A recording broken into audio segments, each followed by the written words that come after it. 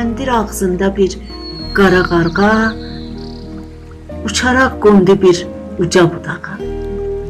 Tülkü görzək yavaş-yavaş gəldi, endirib baş ədəblə çömbəldi. Bəzədin sən bugün bizim çəməni, şad qıldın bu gəlməcinlə məni. Nə gözəlsən, nə xoşləqasən sən, yeri var söyləsəm humasən sən. Tüklərin ipək kimi parlaq, bədnəzərdən vücudun olsun İraq.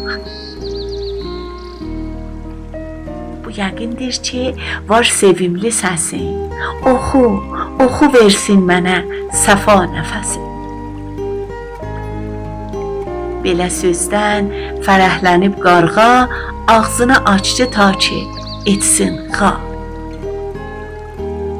Xa edərkən hənuz bircə kərə pəndiri dimdicindən indi yerə.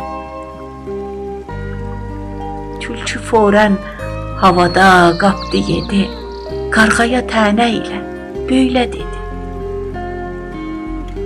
Olmasaydı cahanda sarsaqlar, ac qarardı yəqin ki yaltaqlar.